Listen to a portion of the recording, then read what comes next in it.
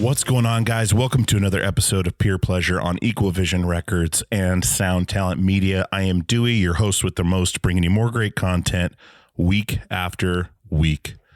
This week is a special episode for a few reasons. The first reason is this is the 29th of September, 1 year after my dad passed away. This has been the first year without him, and it's been extremely difficult. It's been extremely, bittersweet, because a lot of good things are happening for the show, for us as a family, and he is not here to witness any of it. So it's been a tough one. It's been a really tough one. It's been an interesting is, I guess, the wrong word. I guess it's the right word. It's been an interesting year getting used to life without him around. He loved the show. There's a lot of people he wanted to see on the show that have now come on the show, which he's missed. And, those are always bittersweet as well. But, moving forward, it's never going to get easy, but it definitely, today versus I think it was the last episode I did with Yvette Young was an episode I put out like 2 days after he passed. And that one was a hard one to do. And I appreciate all the letters and emails and everything else you guys have sent throughout the year about Dad. And, it's just something, it's a part of life, but it'll change your DNA. It changes you when you lose a parent, and it's something sadly, anyone who lives long enough is going to, experience that, when losing a parent. And I really, it just means so much more to me now that I've been through it. Hearing that people have lost a parent or a brother, sister, friend. I mean, I've lost friends this year. It's been a rough one. 2020 has been awful.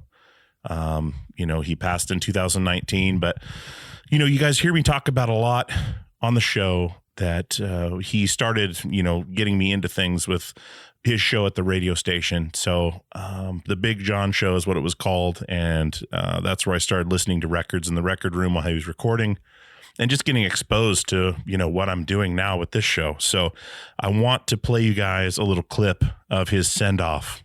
It's something we did at his funeral. And it's something that inspires me every time I listen to it, hearing him all those years back, just being so into music and entertaining people on the radio. So let's listen to that real quick. Here's my dad, Big John Halpus, sending off for KFSK Petersburg. Well, folks, I'm afraid we have reached the end of another fever-pitched Big John show. It's been a lot of fun sharing memories with you, and I hope that we've made some new ones. So remember, music is the mirror of the soul. Long live that good old rock and roll. Till next Friday afternoon at 1 p.m., this is Big John saying, please stay on the natural high, say no to drugs, and keep on rockin'. This is KFSK, Petersburg.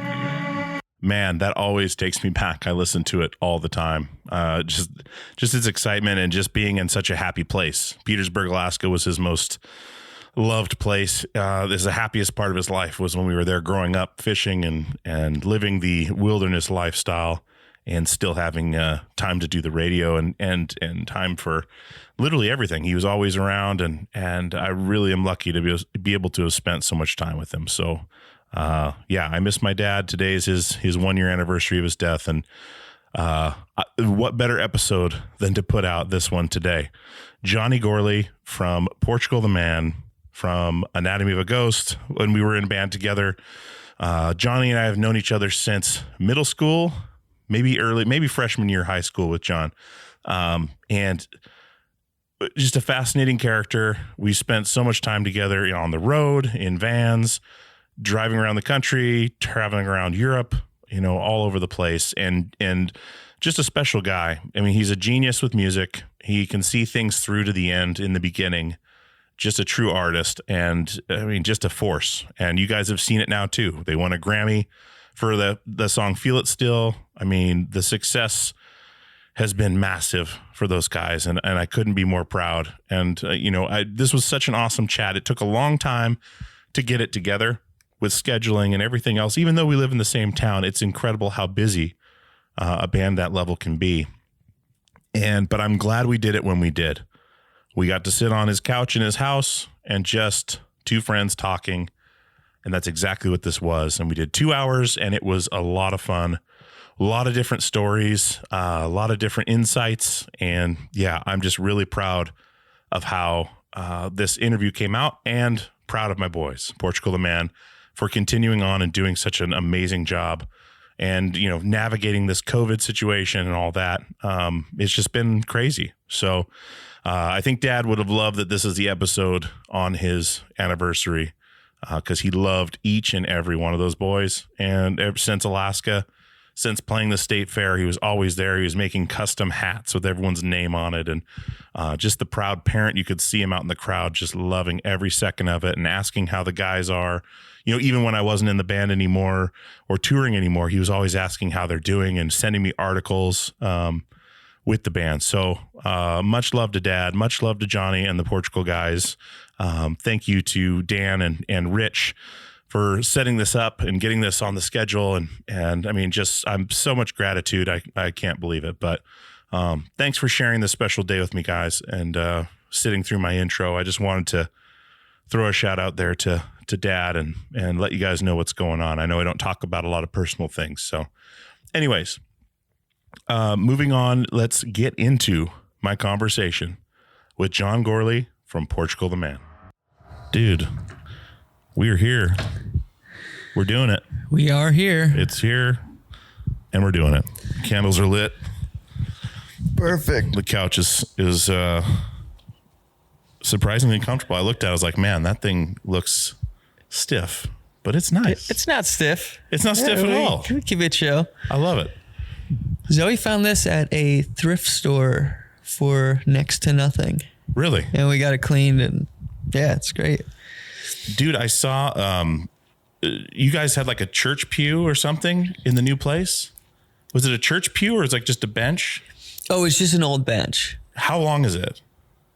It's pretty. It's like 20 feet? No, it's not that long. Okay. I think it's like 12 feet. Because City Liquidators has like a couple church pews that are really long right now in their used furniture store. Really? I almost took a picture and sent it to you guys because I didn't know what kind of wall she was trying to fill with that, but it's like the padded, like it's a yeah, like from a church. That would be perfect in the yard. Yeah, it's pretty cool. They've got like that. You've seen City Liquidators, right? Like across the street, it's just full of used office furniture and shit. It's still my favorite place in the world. Dude. I love it's weird because they shut down the upstairs. Like it kind of got cleaned up. Yeah. I mean, do you remember at the beginning of like when I first moved down to Portland, like you would go upstairs and it would just be like, you have to dig through everything. You have to climb over stuff. Mm-hmm. Like it was crazy, Pat. Yeah. That store rules, dude. The kids want to go there all the time because they just like searching around and finding new shit. And it's just like and there's toys and shit and all that. But yeah, I love that store. Then we just did a photo shoot for the podcast and we did it in front of City Liquidators because all the flags were blowing. Oh, and the no. photographer wanted to do like this upward shot. And we found this chick on a motorcycle with a sidecar with a skeleton in it, with a helmet on that said Black Lives Matter on the front. The motorcycle's orange. And I stopped her and I was like, can you please let me sit on your motorcycle? We're filming this thing or whatever. She's like, okay, sure. And get off. And she wouldn't give me any information to like tag her in it or anything. But she's like, just have fun or whatever. I was like, okay. Very perfect. Portland, very pleasant. Sure thing. Jump on my motorcycle. Yeah. With a sidecar. Yeah. Oh my God. Yeah, perfect. That's perfect. In front of City Liquidators. It's yeah. Anyway. You were always able to just like develop a song from nothing and know kind of what it was going to be. I know I've talked about it before, but like always like showing me parts, like check this part out. Like, and I always be like, God, John, stop. I'm watching a show or something, but you're like, no, check this part out. Like, and it was like constant, like you were always writing and always creating but you could see the end, you know, like, and that was always something I admired because it was like, I could never do something like that. Like I could write parts, but I was not a songwriter. Like you're a songwriter. Well, yeah, that's true. And it isn't at the same time. It's it's just a different type of writing. Like the way I approach writing is it's more producer brain, I guess. It's there's something in this. Like we'll find it. I know we'll get there, and I know that it needs to like lift at this point, and it's more like throwing everything at a canvas and hoping one of those things works. And every time you find something that works, you throw everything at it again, and then you peel it away and you go, okay, that piece worked. That's a big part of my process. I'm cool with committing to things. And I think that's probably a difficult thing for most people, is just committing to that's what the song is. Like that's what it sounds like. And that's a lot of our earlier records, is just committing to seeing it through start to finish, getting it done, and just stream of consciousness, not really overthinking where everything goes. It's just the way my brain works. I'm not the most articulate person. I'm not the most clear-headed ever, but I think when it comes down to it, my approach has just always been, I finally have a chance to focus what my thoughts are. Yeah. I don't have to do it in a conversation. I can actually just put this out and see what people think. And I mean, music is just, it should just be fun. Like it should just be like honest, and it should be a part of who you are. And I think that's a lot of what you pick up on, is like when we were writing together, the thing that you were saying was, or annoying you, that sometimes, not all the time, just in the middle of things. Like, dude, it's annoyed everybody in the band forever. Like it's because I wake people up at 3 a.m. and go, hey, I think I have something. And they'll go, cool. It's 12 seconds of a riff. What is it? And I'll say, we'll figure it out tomorrow. And it's just the way my brain works. And it thrives on that interaction, that community, that communal base. Like, what do you think? Okay, it's cool. Like, okay, you're annoyed. Maybe you don't get it right now. Maybe I'll put that one away for a little bit. Yeah. But I really do thrive on the family aspect of playing in a band. It's such a huge part of my writing, and it's something I talk about it with producers, especially when you start like major label, you start breaking down splits and you start talking about like, oh, well, these 5 people were in the room, so they contributed when they didn't necessarily contribute. Like they were there and they're a part of the process. And I do believe that is a part of the process, because I would write differently if Roger Waters was in the room. I would be like, man, I'm going to try to impress the dude, that Pink Floyd fucking dude over there. And I would do something a little bit different. And that's what it was like working with Danger Mouse too. I mean, not to just jump around. I'm going to take a million tangents on this, I'm sure. This is what it's about. You know that. But writing with Danger Mouse, the interesting thing about writing with him is he's got such great taste. And he really does. Like when you work with him, he makes the best decisions. I mean, he's really good at just knowing right away, is that honest? Is that real? Is this great? Yes or no? And he sends you down that path. And the thing that I found, because you see a lot of like the way people talk about Danger Mouse, like, oh, he has this signature sound. He has this thing. It's not necessarily that. He's so much bigger than that, and he's so much broader than like a drum sound. And it's different for every band. I mean, us working with him was so impressive, the way we would play our gear, but it would somehow sound like Danger Mouse. And a lot of that was, you're in the room with Danger Mouse. Like you want to play something that plays to his taste and something that he really loves. But what he loves is melody and songwriting and the beauty and the pain. And it's all of these things together. They all work together. You can't pinpoint who that dude is. And I've just always found that to be a really fascinating thing. It's just a great example of writing to the room. And you see it with every band. You see Beck do it. Icon Beck. He writes to the room when he wrote with Danger Mouse.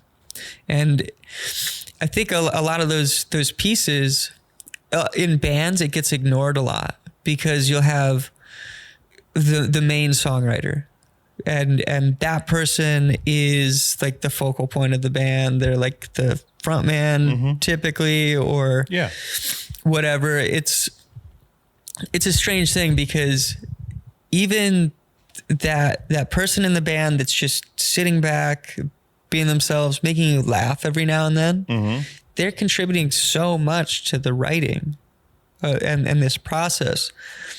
But I think when you get to labels and working with producers that take splits and all that stuff, the band gets forgotten about. It's like, oh, you guys all share in a percentage because you all live together and you work together. So kind of is how it is. But yeah, I think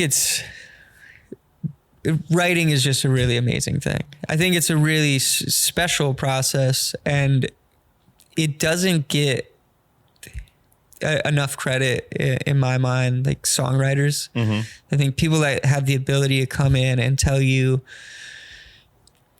hey, I'm listening to that melody you're singing and I've heard this note too much. You need to step up. Like, you need to go somewhere else. Like, just that process and learning more about that it's so interesting to me because they're things that people just do naturally. I mean, Feel It Still, just as the example of like that, like hit song that happened. That was just naturally where I would sing. Bowie, so much Bowie is just, that's just where he goes. Roy Orbison starts low, goes high. It's a key change. And it's so built into them. And I just have, I don't know. I've just always had a huge respect for the songwriting craft, and my approach is so much different than a lot of those people. Smokey Robinson, like, that's a dude who could see start to finish. You know, they could really see this whole thing straight through. Roger Waters is probably one of them too. You don't really hear the accidentals in Floyd records. There's nothing accidental on those albums, but so much stuff we grew up with, like Minor Threat and Dead Kennedys, it's almost all accidental. Exactly. Like, it's just like what it is. Like, and it's cool that there's these two different schools of songwriting. Yeah. And they apply to all art styles. That's just the two different creative brains. Like, some of us just fumble around and stumble into greatness, and others are just born with it, and they wake up and they put on a shirt and they look fucking cool as hell. Yeah. And yeah, you should sing for a band. They put their pants on one leg at a time, but when they put their pants on, or when their pants are on, they make hit records. Exactly.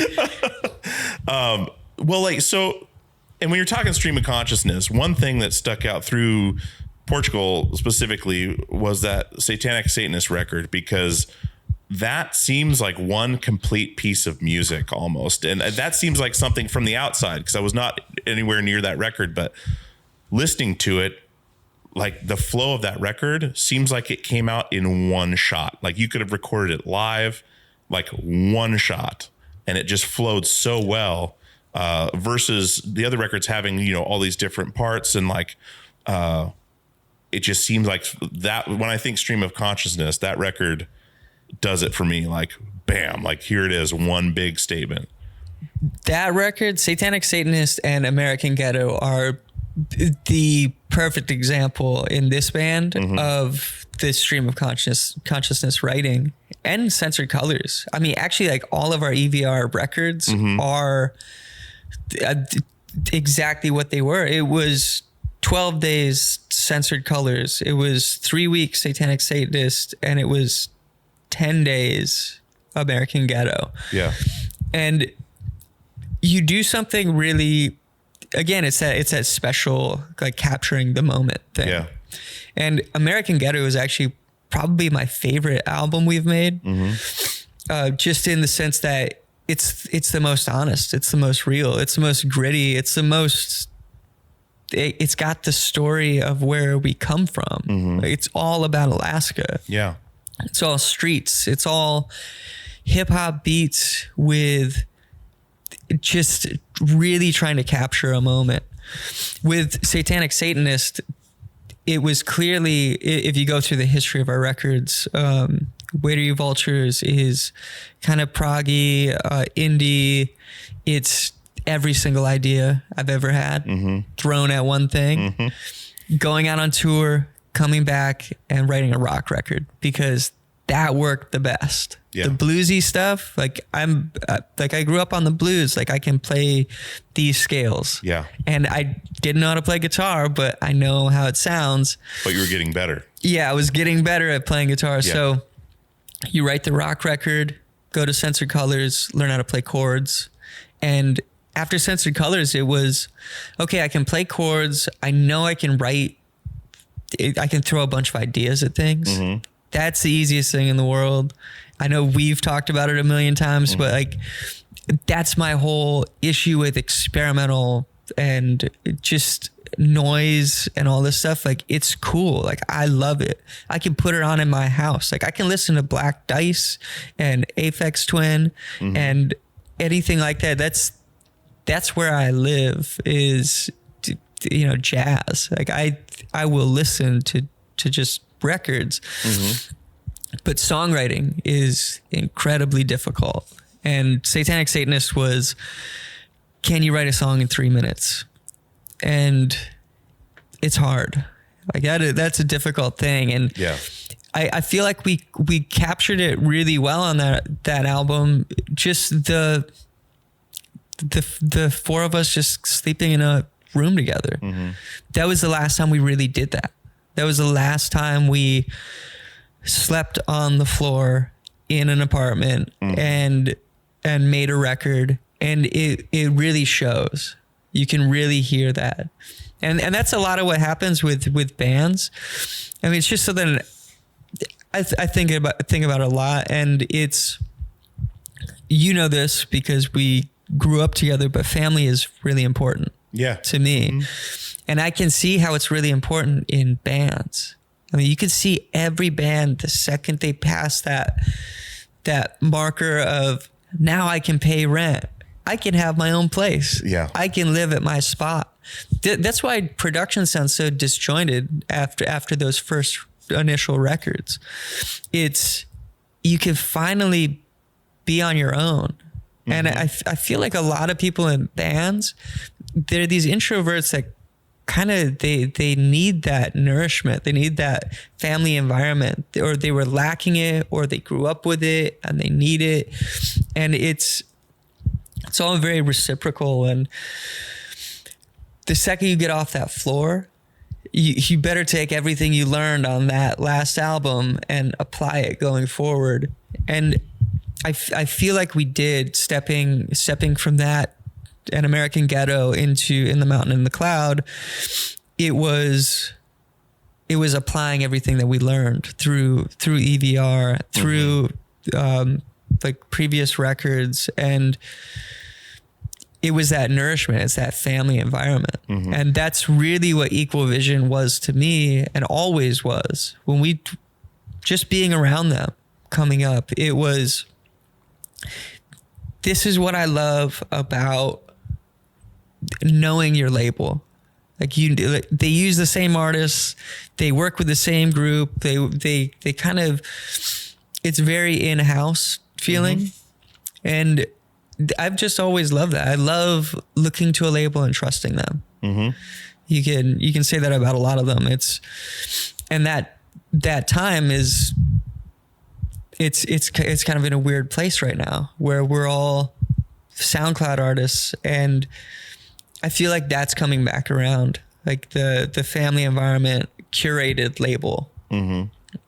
This takes me to like the SoundCloud thing. Like, do you remember mp3.com? You remember how many hours you spent, like, when you moved down here, like, and we started doing it, like, how many hours you spent on AOL Instant Messenger, like just messaging like with fans of the band or people interested in the band, like the work that went into it, like grassroots work. But like you could record a demo like we did with whoever, or we did in the basement, and we could post it to the internet right there, right? It seems like that's coming back around big time with SoundCloud, because that's not around anymore. Again, mp3.com is not around anymore, but it's kind of the same idea where you can have this thought, go create it, and throw it out to the world the same way. It's almost like this cycle. It's kind of weird. Like, and people are blowing up from it. Yeah. I mean, as they should. That's where music really started. Yeah. Music started with 45s and these singles, and hey, let's go record a song and put it on the radio tomorrow. Mm-hmm.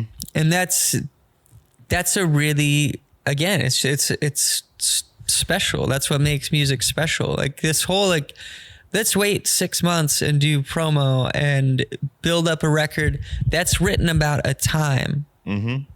Like you're already expecting too much of your artists. I think anytime you're looking down the road saying, okay, we'll put it out in 8 months. Mm-hmm. Look how fast everything moves, how fast everything changes. Portland became a war zone overnight. Yeah. Like what does my album mean now? Mm-hmm. It means nothing. So you're already putting this intense pressure on your artists to not only create a great album, mm-hmm. which is up in the air if that's even necessary to me. Write songs. Just put out songs. Yeah. SoundCloud's great for that. Like everywhere, like I just want to hear what you're thinking right now. Mm-hmm. If you have a concept, if you have a reason for making that album, make an album. Yeah. Fuck everything else. Like you don't have to think in these terms, because it is all based on money. And that's something that our bands, I think probably Alaskans, who are just like, hey guys, I'm just happy to be here. That's us. Like exactly. I'm just happy to be at the party. We never cared about that. Like we never cared about the money, and the whole like, well, you don't get paid after 10 songs on an album. You only get paid for 10. Just that whole idea is like, cool. Like I'm trying to convince you to buy 10 songs because I wrote one good song, mm-hmm. is bullshit. Like you shouldn't, that's not the way music should be made. Yeah. Fuck those records. It's really made me just like such a shithead as an adult, because I'm like, these motherfuckers, like this album sucks. There's one good song on it. Yeah. But people have stepped up, and like Anderson .Paak and like Kendrick and so many of these artists, Freddie Gibbs, like just, it's greatness. Mm-hmm. And it is start to finish. And that's the reason we write music, is because we care about it. Not because, okay, I have a good one. I have a couple singles, guys. We'll fill in the rest. Yeah. I mean, that's just, again, like writing songs is the easiest thing in the world. Writing great songs is incredibly difficult. Exactly, dude. It's people say like lightning in a bottle, or like, you know, there's so many factors that go into it too. And then you think about, I don't know who said it, but like Neil Fallon from Clutch was talking about, I forget who he quoted saying that, maybe he said this, but like having a hit song can be the worst possible thing for a band, right? Especially one that's been around for a while, because everyone at your shows, like, wow, we're playing bigger venues, but all they want to hear is this one song. You know, the people that have been following all the time, all along, are still there, but they're they become a minority, you know, in the audience. I want to touch on a couple things, because we grew up together in Alaska, right? Like, but I didn't come up to the mainland Alaska till I was 11 years old, right? So there's all those years beforehand where you were already up there doing your thing. Of course, I was doing my thing. Alaska, the DIY ethic in Alaska that's the culture, right? Like it's all, you know, you have your house that's out in this, you know, it's a little bit of ways from people. Shit, my toilet's broken or whatever. Like so many times, you just fucking fix it, right? Like you just deal with it. Like my roof's leaking, you go fix it, right? Like you take care of your family, you take care of what needs to be done. Maybe it's not done the most professional way, but it works, right? You find what works. You find that that empowerment. That's something you and I grew up with.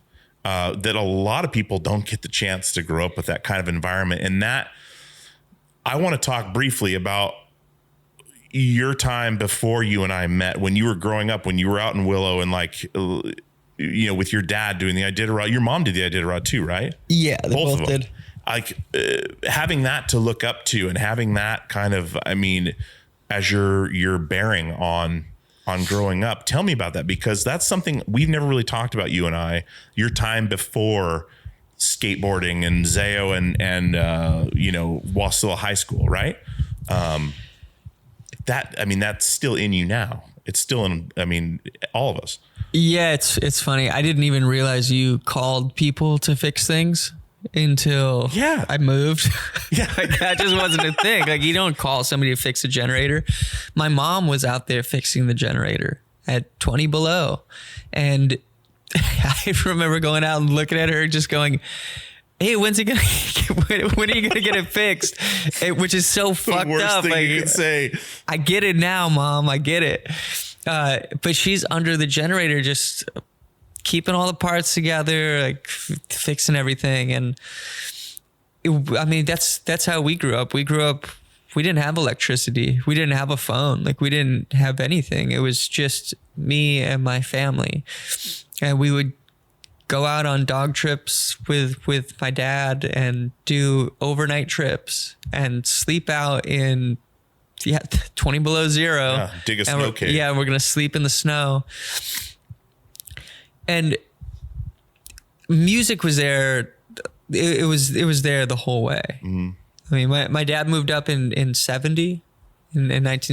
From where? From Morrisville, New York. Okay. So upstate New York. Upstate New York. Both my parents are from upstate New York. Okay. So we pretty much had all the music I grew up on was pre-70s. So, I mean, my mom brought us like Bowie because she came up a little bit later. But yeah, everything was oldies radio. That's all we listened to. And my thoughts it was just about the way it connected me to everything else. Because you never feel like you're different because it's all you know. Yeah. I didn't feel like I was different. I mean, it really took until high school when my dad would drop me off in the dog truck with the dog kennel on the back, and people would laugh and point and talk shit. And I would think, oh, this sucks. I am different. And I never liked attention. I mean, I still hate attention. You're in the weirdest fucking job you can be in your life. Oh, dude, all I want to do is just write songs for people and just leave the idea and just step out. Be like, cool, take it. Like, do something cool with that. Yeah. That would be so much fun. That's all I care about. That's all I want. But I love again, family. It's all I had growing up. And when we get on stage, it's that family thing. You could have fights on stage. Yeah. And I think there's something really, really great about that. This band has never been, again, I don't really care. And it's not that I don't care about the show. I care too much about the show. I care too much about what we're doing on stage. It's just the attention is something I don't really care about. So it frees up the band to do things like jam. Like, hey, I feel like jamming right now. I'm not going to stop until I feel like I've exhausted that idea. And sometimes I'll go a little bit further than that, and the whole band gives me the side eye, like, where are you going with this? And that's fun too. I think it is about pushing those boundaries and pushing those limits and gleaming the cube. It's about just being together. Yeah. When you're on stage, and everything else doesn't really matter. So when you talk about things like writing that hit can be dangerous for a band. I think it can be. It can be for sure, but it's honesty. And that's where that song came from for me. It was oldies radio. That's my Alaskan experience, is oldies radio and in the woods, in a cabin, no electricity, no generator at the cabin, going to, Knik out on the Knik Arm and seeing beluga whales come up the inlet. And again, I'm not different. This isn't special. This isn't any different than any kid that I go to school with. But it was. And it obviously formed a lot of my need for more. Like that, and that's honestly what drives everything I do, is always this need for more. Yeah. Like, oh, what else is out there? Wow, I just realized that people have electricity and you can live in a house and turn on the lights at night. That's cool. It's this, what else is out there? Yeah. I think the danger in it for me personally, it would be, well, I already did that thing. Like, why would I care to do it again? Yeah, I've already done it. And that's, again, the worst part of my personality is, I already did that. I don't really care to do it, but I love songs. And I mean, a lot of my goals, like they all change. They change every day. I mean, my goals will be, I want to try to write that song because it's difficult, and that competitive spirit and that drive to make that happen. I mean, you have to do it intentionally. There has to be intent, but you also can't do it with intent. I mean, that's the thing about that song doing so well. It proved to me that there are no rules, because there were thousands of people trying to do the same fucking thing at the exact same time. So all of these ideas of, well, you're bringing in new people who don't understand you. No, they should understand you if you wrote it from an honest place. And at the very least, like, here you go. Here's what I fucking sound like. And you're going to have to sit through a concert hearing that.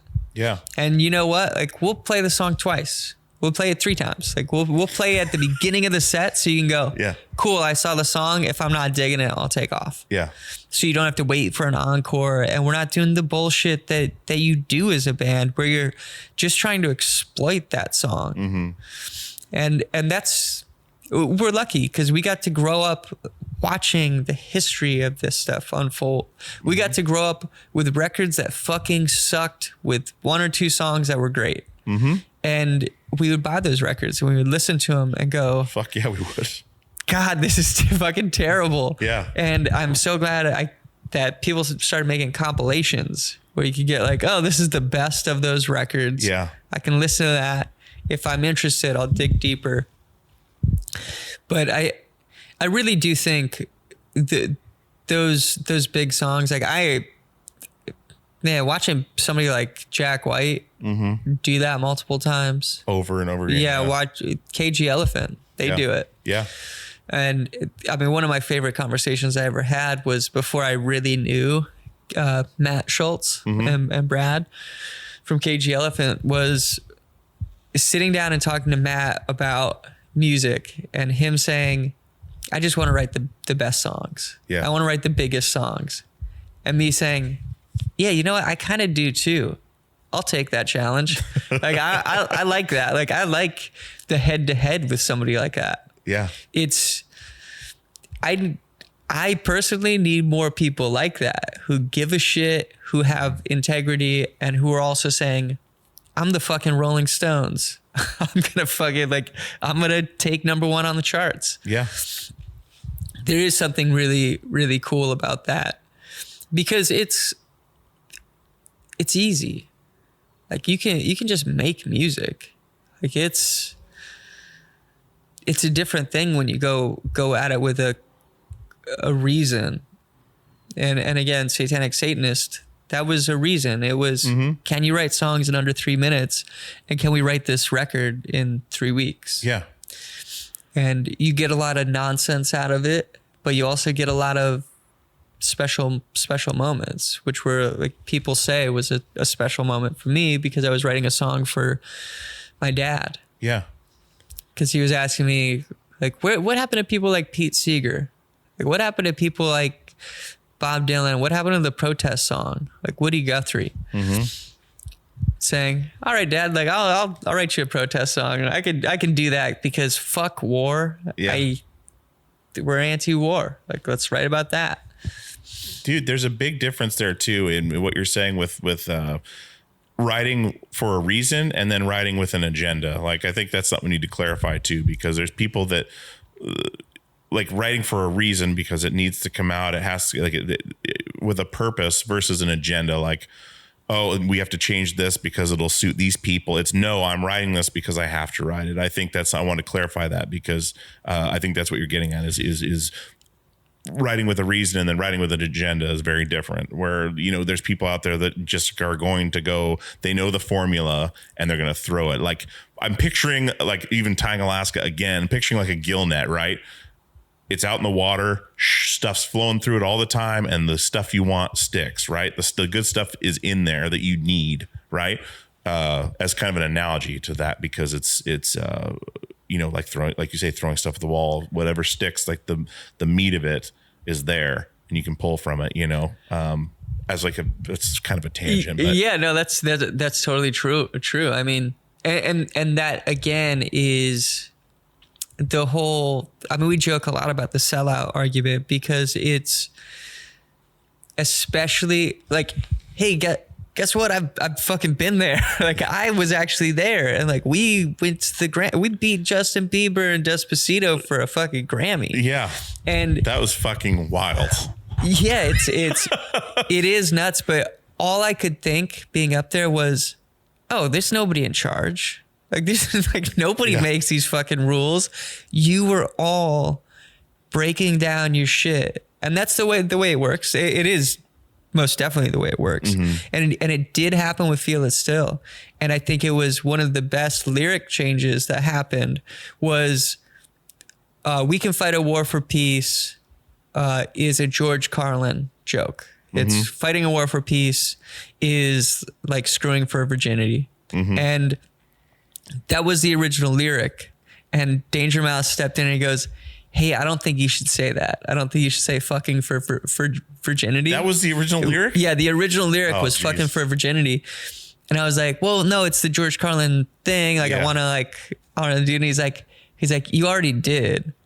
What's the song about? And it's about family. It's about, the verses are about my daughter and the chorus is about, but I'm still a fucking punk. Like, just not giving a fuck about anything and trying to fuck the system.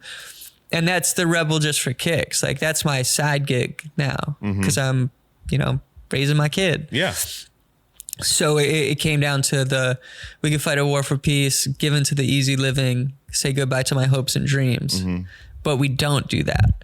So that was more of a question to myself, is like, this thing that we're even talking about is the war for peace. You know, I don't want to give in. I don't want to give up on all those dreams, because I think it's really important to instill that sense of like, you can be anything.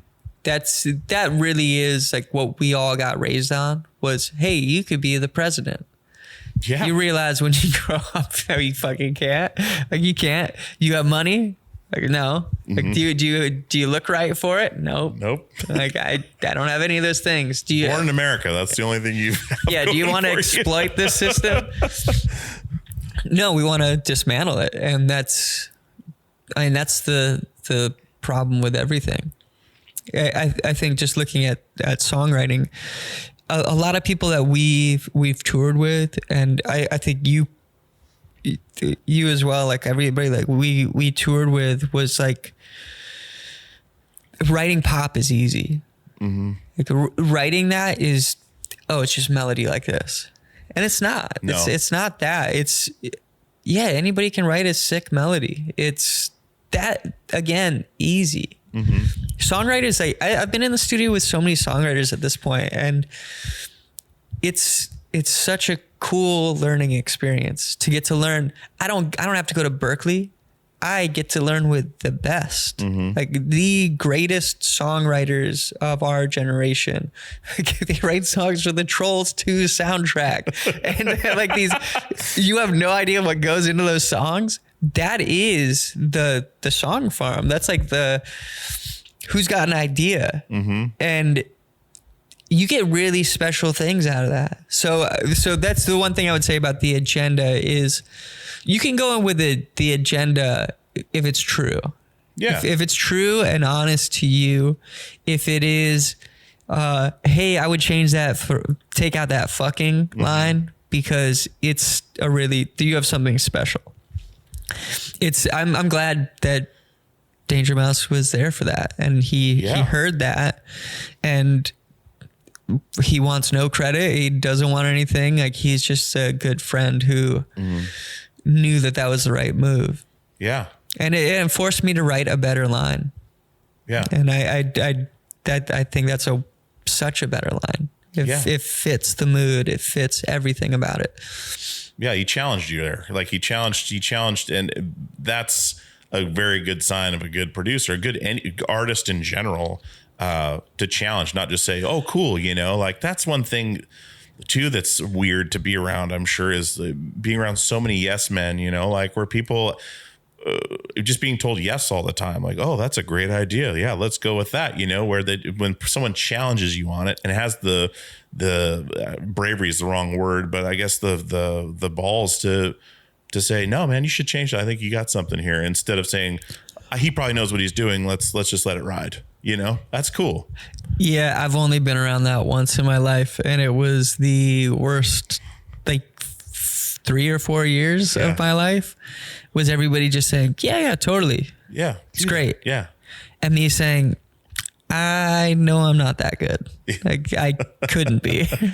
It is impossible. I am such a dipshit. But yeah, I think that is the danger. I mean, you see it with a few people right now publicly. They're surrounded by yes men that say, yeah, you should run for president. Yeah. And it's, no, you shouldn't. Yeah. Like, you're fucking up and whatever. It's wild, dude. And when it's just crazy to think about, you know, where we come from to where we are now. Like the one thing that was always cool, talking about family, because I don't think people realize the family atmosphere. I mean, people on the outside that Portugal has, right? Like the way the crew is a family, like the way the band is a family, the way, I mean, you guys got out of the van that we had, like ended, starting a new project, hop in a fucking minivan, sleeping on top of the gear, unplugging vending machines to plug in a rice cooker and cook rice to go play songs for people. I don't think people realize the family atmosphere, like how it was banded together. Like even back when we were fresh down in Portland, like I remember every time you got on the phone, you would call your sister, your brother, your mom and dad every day, right? On tour every day you could. And you always said, I love you at the end of every conversation. And it almost at first struck me as weird and almost like a compulsion. But later I realized, no, you love your family that much and you want them to know that. And they meant so much to you. That kind of shit really sunk in with me. I was like, man, like I don't do that with my family, right? Like I don't, but we were just, you know, we were close, but it was not like that. It was not like this, when you say family, like it's real deal. Like that was your survival. That was your people. Like when your dad was out on those fucking black, dark nights on the Iditarod, all he was probably thinking of was getting home to his family. Like, I'm going to finish this and I'm going to go home to my family. Right. Like that's what kept him going. That's what kept your mom going. That's what keeps you going out on the road when stuff was shitty and, you know, like shows getting canceled, like fucking, conflicts, arguments, all that stuff, like it all tied back and circled back to your family. Like that was where you could go to have comfort and to, like it was just such a cool thing to see from someone that thought, like I thought my family was close, but I knew like we were nowhere near as close as you guys, like, and that was cool to see. But then seeing that translate into the band and translate into how the band does things, right? Like, especially now at this level where you guys are at, it continues exactly the same. Like, it's crazy. It's this like the DIY and family, like we'll make it work ethic is prevalent. It's awesome. It's awesome to see that in another tangent, but that's something that was just, I mean, it continues to this day. Yeah, it has to be that way. I think it has to be that way for any band. And weird example, but I mean, you see it with like the Chili Peppers. Mm-hmm. Like you can see it in them. Like you can see it in Queens of the Stone Age. Like you can see it in Mars Volta, things like that. Like the family atmosphere is really important. As soon as you lose that, you lose the band. Yeah. Like it's just gone. And Dave Grohl is probably the best example. Foo Fighters, just keeping like a band together. It's a really difficult thing, especially with success. Yeah. I saw it with every step of the way. And again, because my family was so close, it was, that's everything you rely on. Like that's your playmate when you get home. Like that's your, like we run down to the inlet to see the beluga whales. Like we go fishing together. We fix the generator. We feed the dogs. We do all this stuff together. And I saw it with every step of the way in this band. And it gets further every time. And that's a really, it's a difficult balance, but we sit down, we watch Trailblazers games together. And that's our like family. And we have barbecues and we go swim together, we kayak together and we do things together. And it's such an important part of music. And it's really easy to like build up animosity and have regrets and have those fights that you can't really get over. Yeah. And we've definitely had all of those. Like we've had all of those things that are like, we didn't always like carry ourselves the right way. And it really took going through a lot of adversity together to get to a point where you can appreciate what everyone's role is. Absolutely. I mean, like you said, when you get off that floor and you then can have a home, like right now we're in your house, right? Like it's your house. It's not, where's the 12 other dudes that are living here so it can be afforded, right? Like you were able to purchase a home, have your family in a home, right? You don't have to sleep on the floor anymore. You don't have to do that stuff, but you still have that drive. And what happens when you get off the floor, taking everything you've learned is exactly what you're doing. But those times when you went from the floor to not having to sleep on the floor, that had to create everyone probably changed a little bit, at least trying to, okay, I remember. So like back when we were playing together, like I remember like, John, man, do we have like $20 so we could get like some burritos this week? Like in between tours, like I was like, man, I think I have $20. Like we can get, like, we were literally like hand to mouthing it one time a day. Zach and I would go get a flying pie pizza lunch special because you could eat the leftovers for dinner. Making meals out of McDonald's, right? Like fancy meals out of $3 a day. Like when you don't have to do that anymore, not losing track of that fire is something that's really hard to do. Even like you guys have gone to this level, right? And now I'm like on my level, I have a job that affords enough to pay for my family, which is kind of similar to getting success with music to where, wow, there's still money left in the bank after the week. Ooh, do I just chill out and relax? Like, do I go work harder? Like you come to that crossroads where you don't have to do it. Like you could have probably quit music after Feel It Still, like, and done something else, or, you know, you wouldn't have to keep going if you didn't want to. And that shows what's really important to you. You know, what you do whenever, like Joe Rogan says, when everything becomes free, you understand like what means things, you know, what is important. It's kind of a diluted tangent, but like I like that analogy you said of getting off the floor and then where do you go, right? Yeah, I think it's all about perspective, because having been through this whole thing, it's been 20 years playing music. So with some of the people that you play with, the difficulty in holding on to that fire is, for me, those times were fun. It was fun, like scrounging around, like looking at gutters to try to get $1 so we could get, or we were trying to get $2 at one point in Flint, Michigan, because there was a deal across the street, 2 Whoppers for 99 cents. And just trying to find $2 was like, we're digging in gutters, like just waiting for the next show so we could just have gas money to the next show. Yeah. And just trying to find that $2, like that's like a really great memory to me.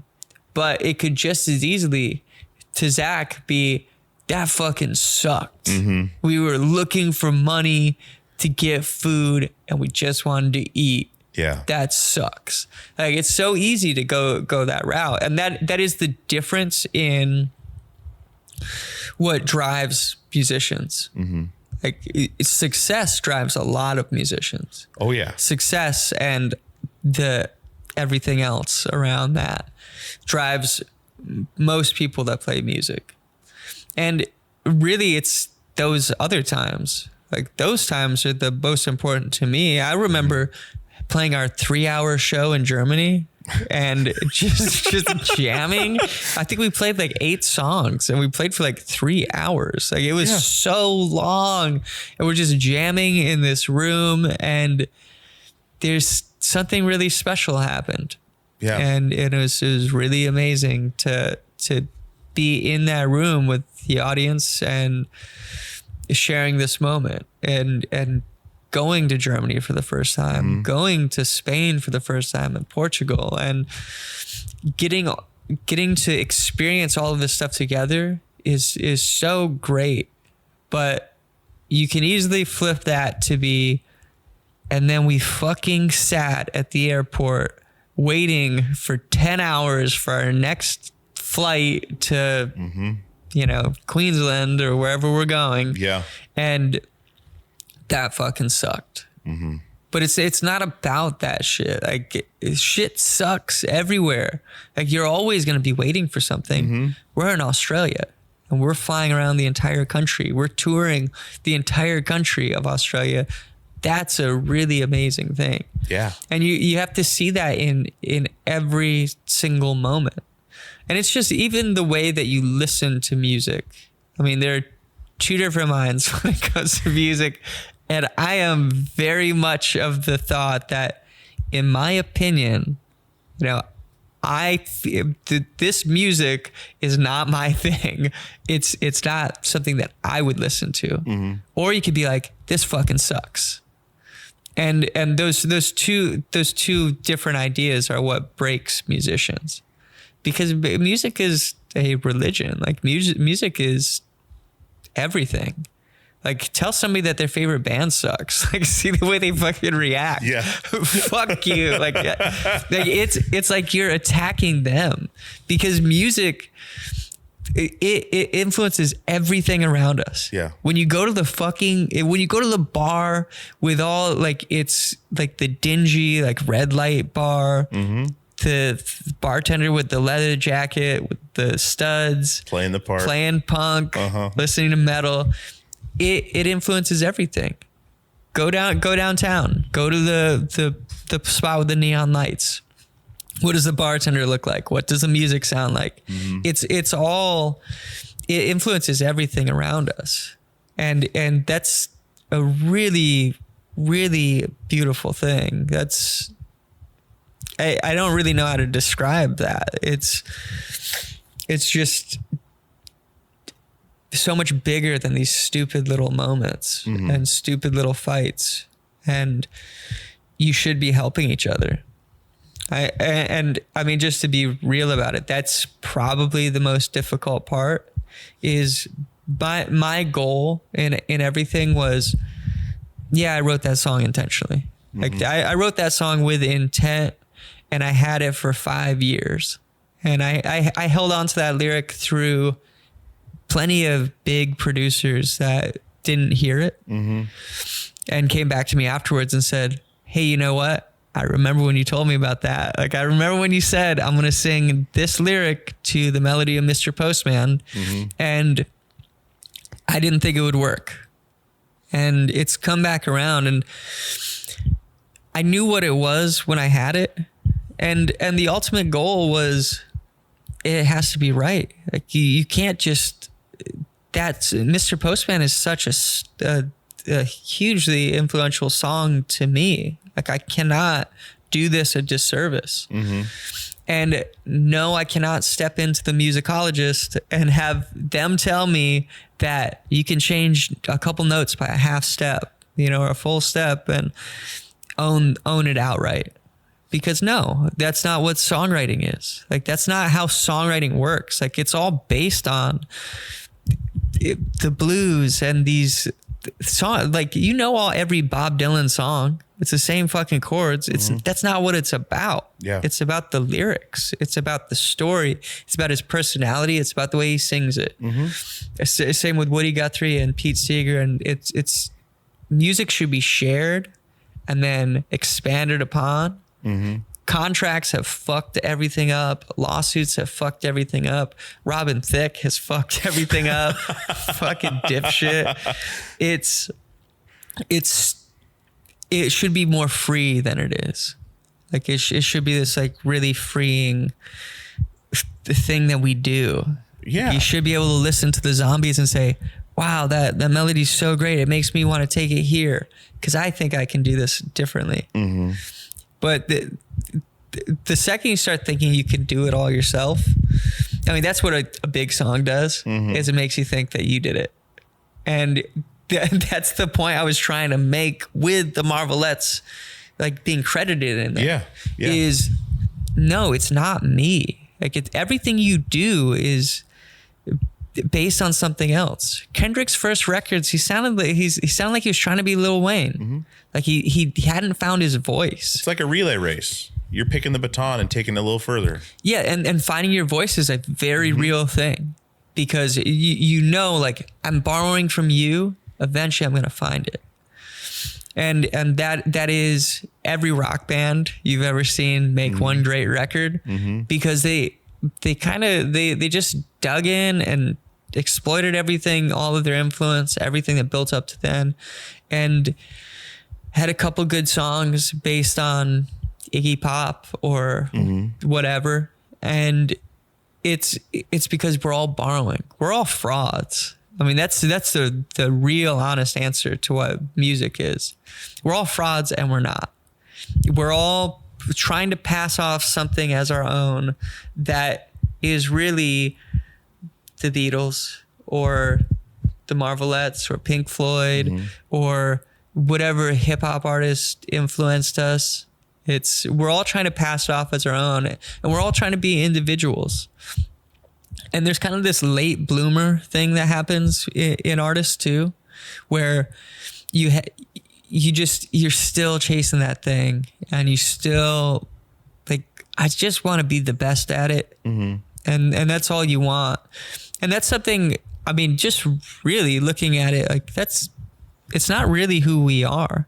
Like, we're not Instagram famous. Like, we're not like getting crazy retweets on Twitter and all of that. It's really about playing music, and it's about our shows, and it's about experience.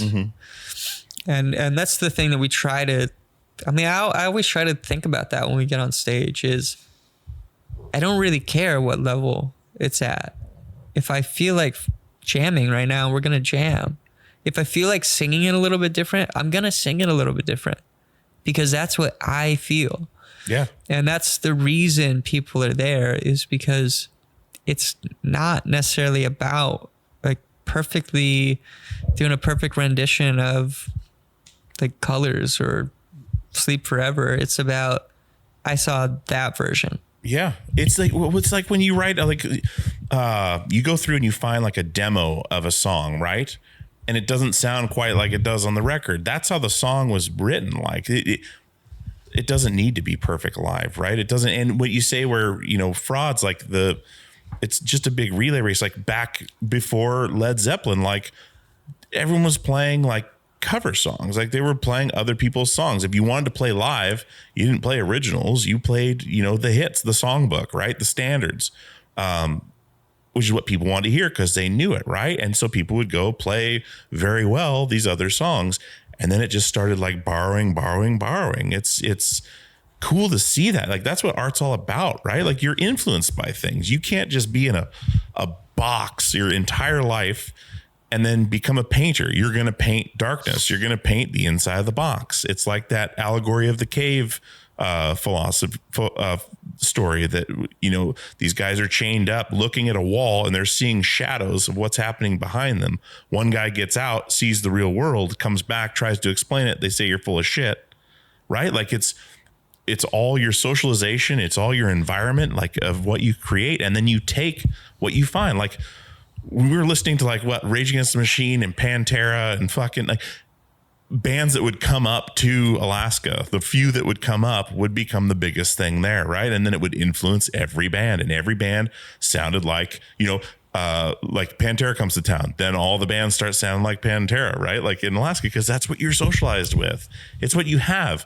It's where creation comes from, right? Like it's so special. Like it's that like punk rock, like your parents were fucking punk rock, right? Like there's just on how they lived before it even existed, technically, the idea of punk rock. And the baton was just passed, right? And then middle school, getting dropped off in the dog truck, right? Then, oh, fuck, maybe I'm not normal.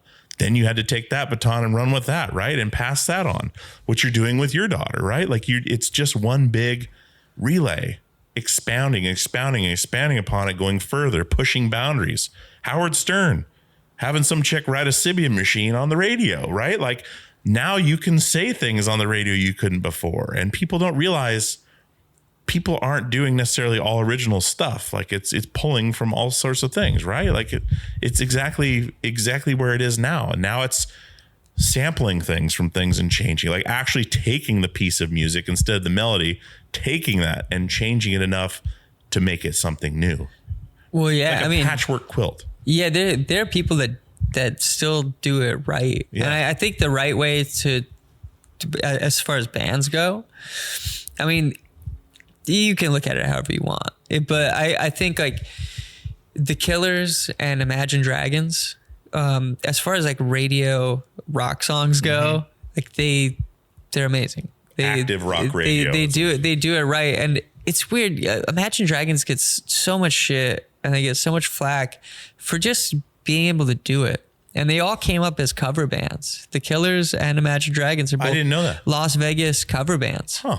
And that's really where they learned to write those songs. Yeah. And that's the formulas. It's just a part of them. Mm-hmm. And I think they're just standing on the outside looking at it like I can't do that. And I think it's so incredibly difficult. The thing that they do is just, it's pretty mind blowing. Mm-hmm. And it does everything for your love of music too. Just being able to play all those songs. It's not something I have. There's just again, it's the different types of artists. Sure. Like they're the types of artists that sit down, they know exactly what they're going to write. Mm-hmm. And then you have somebody like Justin Vernon and Bon Iver, who he just has this thing flowing inside of him and it comes out and it's special. Yeah. And it just will always be that. I guess I'm in the third category of I don't know what the fuck I'm doing, and I hope I can figure out what the record sounds like. But this to me, like just working on the new music right now, it's been really fun. It's just I don't really care. So I think I actually have a few songs that are big songs. I just don't know what that is. Mm-hmm. And my experience with Feel It Still tells me nobody knows what the fuck it is. Yeah. Because if we did it, and we beat Demi Lovato and Ariana Grande and Ed Sheeran at a time when Ed Sheeran was owning everything. There's no way. Like, there's no way you can predict that. There's no way you can account for everything aligning perfectly. Mm-hmm. I mean, I think I have some fun stuff, but I don't know if it works at alternative radio. Just because like alternative radio is a different thing. Yeah. It just is different right now. The fact that that's even in your mind too is crazy. Like, if it will work on alternative radio, you know, I know that's not how you're writing, but the fact that that's even like on the radar is still crazy to me. You know, like, I remember the first time hearing music on, like, even in Germany, we were in Germany driving in the van with Alex, like, and Gold Fronts comes on, right? Like, it was like, was it Gold Fronts? There was a song that was big in Germany that we didn't play in the States, but we had to play it over there. Was it Gold Fronts? Yeah, Gold Fronts. And it comes on the radio, and I'm just like, and it's like, like in German, and I'm like, well, Portugal, man, or whatever. And it was the craziest thing to me. Like, what the hell? Like, this is crazy. And then to be everywhere and even have that. I mean, I don't think you can get that out of your head once you've had that much. Like, of course, radio is going to look at it. Portugal Man puts out a new record. It's not just going to bypass radio. They're going to be like, okay, what can we use here? You know, that's crazy to even have that in the brain. Well, I should clarify that it's just something that has been there, and that's what I think is weird about it. I think it's weird that you like look at it and you're like, I don't know. Like, I don't know any of that stuff. Yeah. Like, having done it, I still don't know. And dude, how many fucking times before this were we like, that's a good song? Probably 5. It really wasn't all that many times, but you do have that feeling every now and then. And watching that go, it's made me very self-conscious about the way I write, because I've watched moments happen where, wow, that's something really special. And then I don't quite come through on the rest of it. And I know it. And there are things that you do that are cop out, like easy formulaic, like structuring things that you do because you know they work. But those things don't work because you know they work. Like, that's not how any of this comes together. You can't look at it like that. You can't say, oh, just drop out the bridge and we'll build up to the chorus and that'll be fine. I think something that happened with me on Feel It Still was recognizing the fact that you don't need to write a bridge. Rivers Cuomo forced us all to write fucking bridges for everything with his, like, the bridge is better than the chorus bullshit on the Blue album. Yeah. And really what that was he just wrote so many fucking songs that he had, like, hey, I'll just take the chorus of this other song and I'll put it in as the bridge. Like, you don't need to be writing a bridge. Like, write a middle 8, write another verse. Like, do a variation on the verse. Like, there's so many different things you can do that are so much more fun and so much more exciting than doing the formulaic approach to it. And I've been guilty of that so many times along the way that it has made me feel like I should take a step back and just do what's honest to me. What do I want it to be? I want it to be fucking Edgar Winter singing Dying to Live on the bridge. Can somebody get a hold of Edgar Winter? Is a pretty fucking awesome thing to do. Yeah. And it's so much fun. Like, it's so much more fun reaching out to somebody like Weird Al and going, hey, I have this song that sounds like you. Like, would you like to sing on this? And having him come back with something. Yeah. It's all really exciting. Someone we've been listening to since we were kids. My favorite artist of all time. Like, you're rewriting songs better than the original. Yep. I mean, that's Weird Al. Weird Al to me is he gets thrown in this category. Like of course it's parody, and of course that's what it is. And of course the song is there, but he's writing all new, incredibly clever lyrics and telling you a story and making you laugh. That is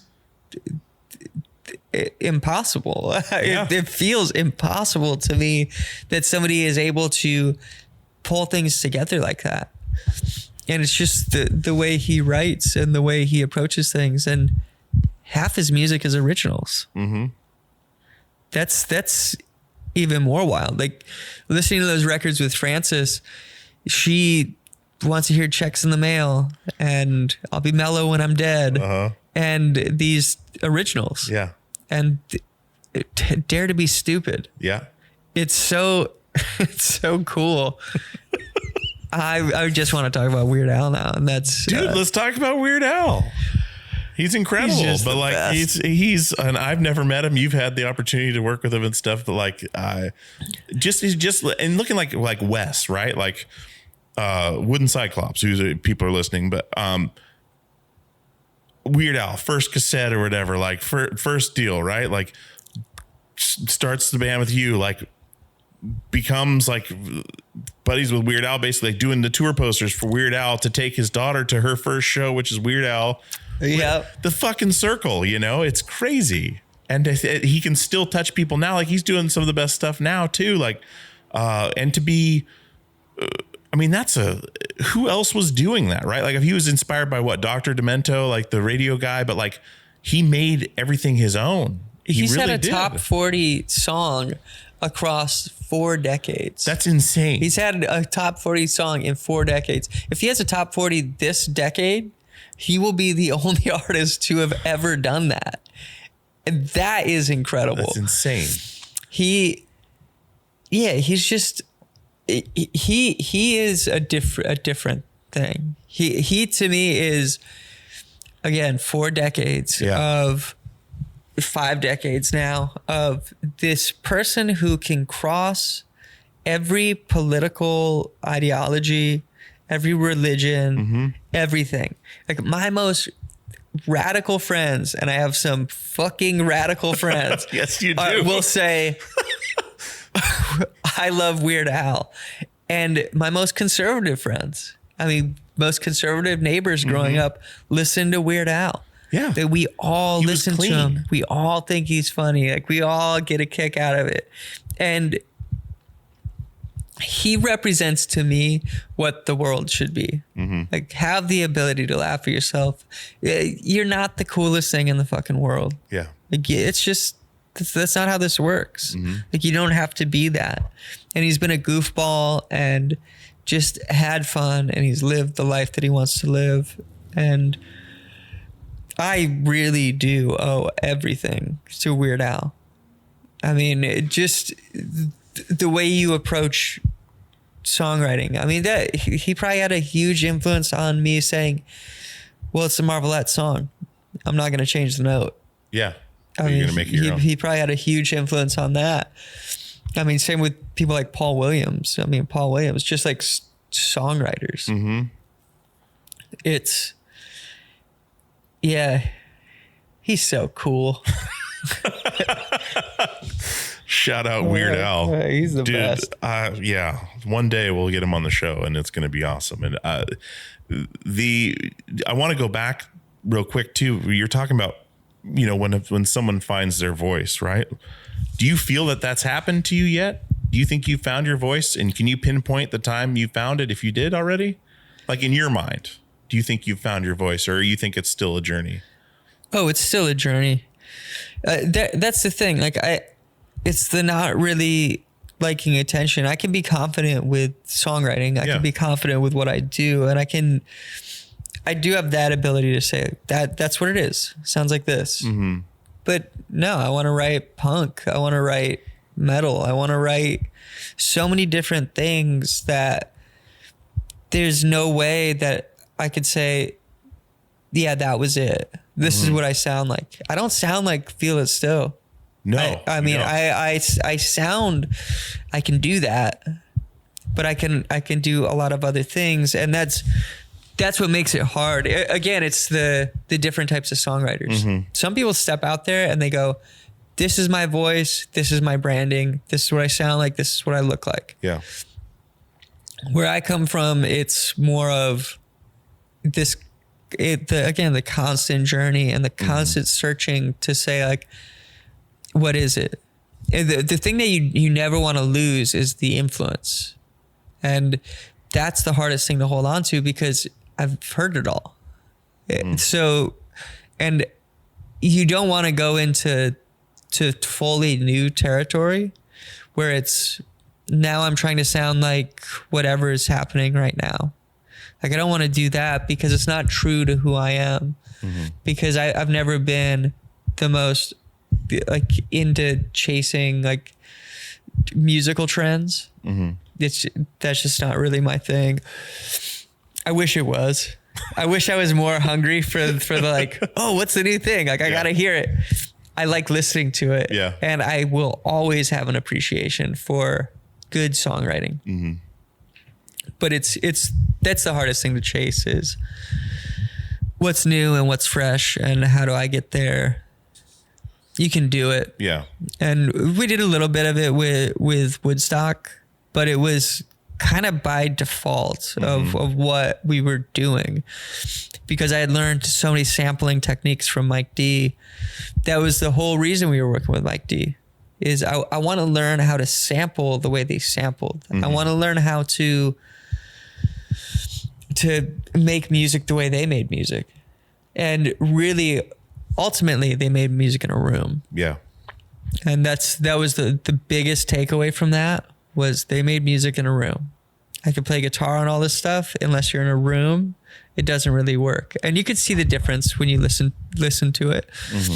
And where I think both approaches are really, they're great in their own ways, because something like Easy Tiger, you load up the samples and you play it, but you do make it in the box. So it's a little bit different than something like So Young or Mr. Lonely, where and Noise Pollution, where we went and sat in a room. And we played those songs in a room. Feel It Still was played in a room. And that's another thing that's really hard for people to get their head around, is that song is actually just the way it was played. I mean, even it's not gridded. Like, it's not on like a typical, like, you can't really like tap it out. Like, it jumps up at the end, it speeds up. And I think those songs are really different. If anything, like, my biggest learning experience on, like, throughout all of this is the band sitting down and playing together is probably the most important piece. And everything that I've finished for this album is the band Playing together. Yeah, it's sitting in a room going, okay, the guitar goes like this. Cool. Jason's on the drums. Let's bang it out. Dude. Yeah. Jason on the drums. I've never played with a musician like Jason. I've never, ever again. That locking in, I can still just close my eyes and remember locking in with Jason when we were all locking in together, no eye contact, everything flowed. And he was always like, hey, who am I tonight? It's like, you're John Bonham tonight. He's like, oh, okay, let's do it. Like, you always take on a character. Yeah, he's a thespian. Yeah, he's a one of a kind. And so let me ask you this too. This is another thing I've been curious about, being so far removed now, like where you've gotten to at this point.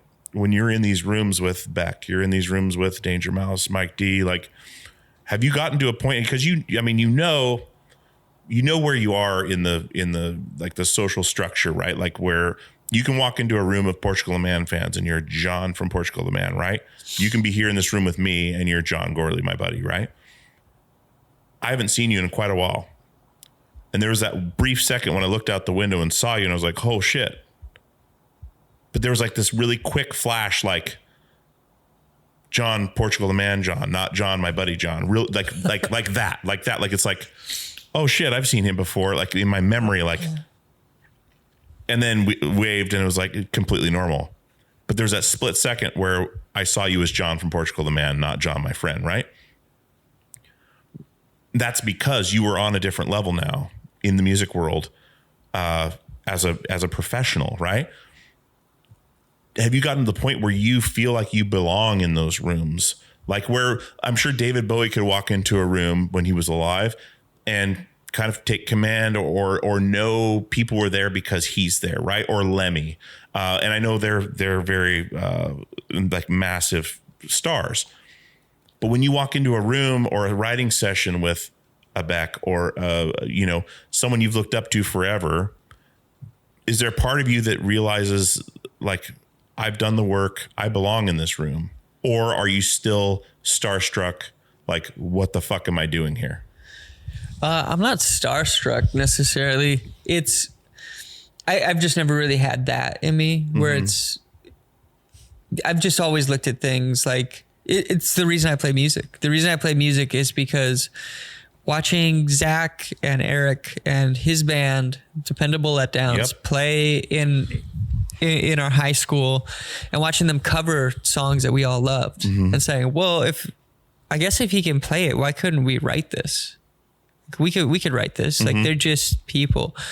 So I don't really, I love what they do and I respect it. The problem that I have is I like to listen, and that's something that will never change. Like I like to listen and I don't mind direction. I don't mind getting nudged. And a lot of personalities in music walk into the room and want to control it. And I tend to take that as a cool. Yeah. What do you have? Like, I'd like to hear it. And I typically just watch. I mean, that's just the way I am. I don't really care to compete with them. I compete for attention in a room because I already know what I do. And I already know, like, I can structure this. I can do that. I mean, talking to Rivers about Feel It Still was like one of the coolest things ever. I didn't know that happened. Yeah, we played with them not too long ago. Oh, that's right. It was like, what, 2 nights or something? You guys and Weezer. I didn't. Yeah, it was us and Weezer. I forget where it was, but Rivers wanted to come and hang out with us afterwards. Which is strange. Yeah, and he was asking about Feel It Still. He's like, how'd you write that? There's no bridge. And I was like, yeah, well, there's no bridge because you fucking wrote so many great bridges. Like, we all get stuck. You said this to him? Yeah, because fuck yes. Well, because it's exactly the reason you write bridges. You write bridges because of Rivers, and it became this standard thing that isn't necessary. So I was just breaking down the song with him, and yeah, well, when we got to the bridge, I figured it really needs a variation on the verse and maybe a chord change, just to like lift it up a little bit, and we'll throw in a piece of the chorus. And then we did like this middle eight breakdown type thing. Is it coming? Is it coming? Is a little bit louder now, a little bit softer now, a little bit softer now. You know, it's shout. Like that's what we were thinking. Yeah. And I was just kind of breaking it down with him, and I feel comfortable in that situation. I feel comfortable being able to say why I do things and like what I do, because I'm pretty aware at this point, like how to do it. But why you do it is the reason you make music. It has nothing to do with like knowing how it works. Yeah. Which is probably my biggest hurdle at the moment is I get it. Like I know how to structure. I would feel confident and comfortable working on structure and arrangement with anybody, but I don't really feel the need to take the reins in the studio with people like that. But you feel like you feel like I belong in this room, I guess is what I'm getting at, where like my input matters. Not that you control it, but like I'm on par with this. Like I can do this, like that confidence. Cause that's something that I know, like socially you always had like that confidence, and like, you're always, soft spoken and, in social situations, to whereas now you have to be in these situations, but be able to, speak up and say something like you're talking about with Rivers, but not necessarily taking control of the room, but just feeling like I belong here. Like I've done this, and this, I can hang with these cats. Like, well, they're all nerds. I mean, that's the thing. Like, and it probably is that experience. When you have that experience enough, you really start to break people down, and you're just like, you're fucking nerds. See, that's what I do with the show. Like, try to find that spot because and that's the best thing in the world is, but that's what it's all about is never give it to them. They don't give people that, like, oh, you're better than me. Because you're fucking not. Like, you're just, they're just people that like writing music, and they happen to be really good at it. I mean, we just did a thing with Beck and Jenny Lewis that was so funny. We were learning Graham Parsons and Nazareth. What is the name of the song?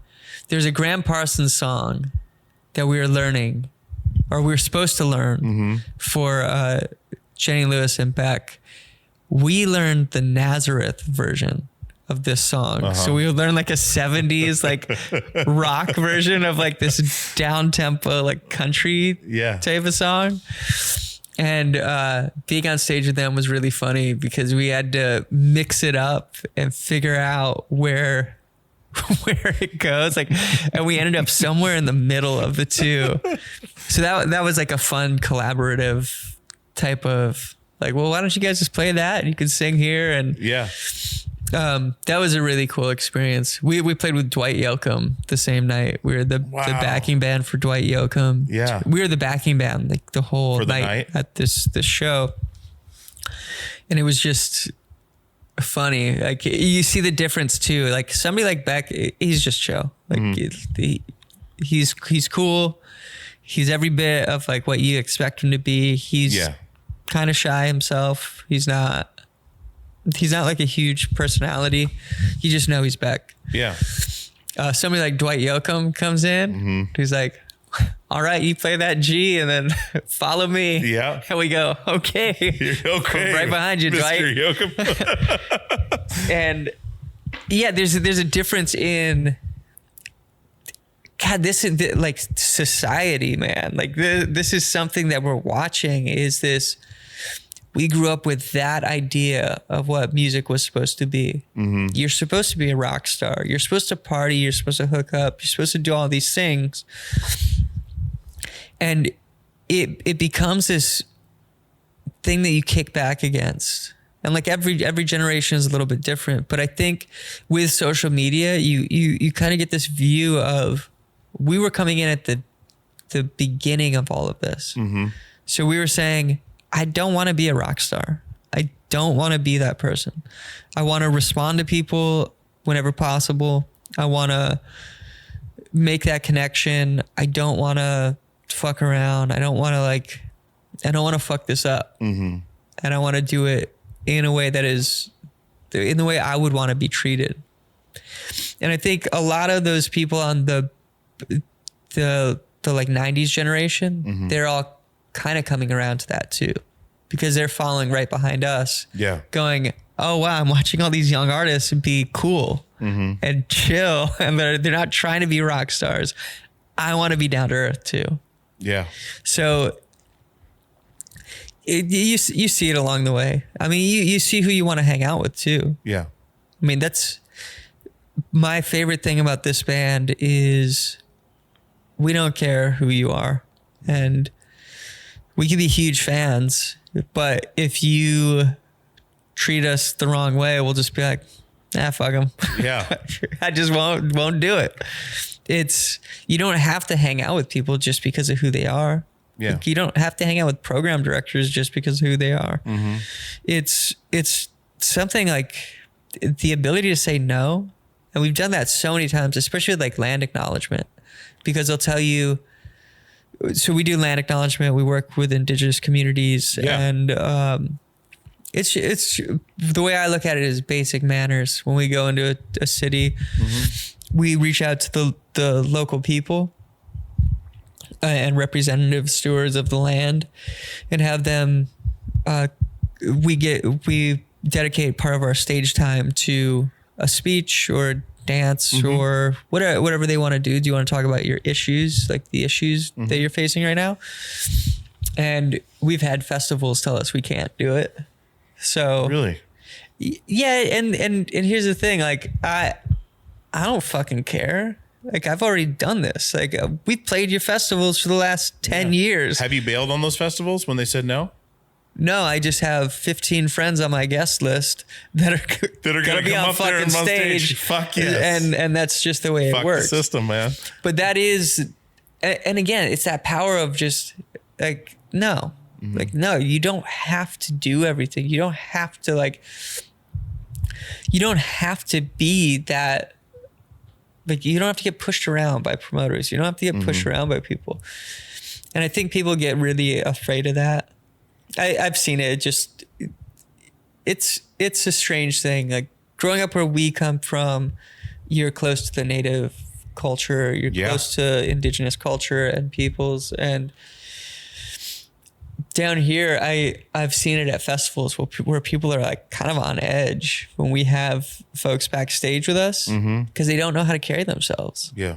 And that's like the biggest example. Like fuck Beck and all that shit. Like that's cool. Like you do great shit. Like here's some like truly oppressed people and you don't know how to carry yourself around them. Yeah. And that should make you take a step back and say, why do I feel like this? You know, why am I thinking like this? I know this is kind of a strange tangent, but we have a foundation called PTM Foundation that supports these communities, and that's all I really care about, and something I've cared about for forever. I used to get in fights over this stuff in school, you know, kids getting picked on and fucked with, and it's probably the reason my jaw's fucked up. Realistically, it's something that I've just always cared about, and I think that's the opposite end of the spectrum of what you're talking about, being starstruck, being guilt struck. Yeah. And seeing like super progressive, open-minded people who are posting BLM every day, but they end up backstage with an indigenous group and they're like, should I drink? Should I high? Like, I don't know like how to do this. Yeah. And I've seen it with a lot of people. That's something that I think that's more interesting to me than the celebrity stuff. Is why do you feel that way? Like it's clearly guilt. And that's something that we all have such a hard time with.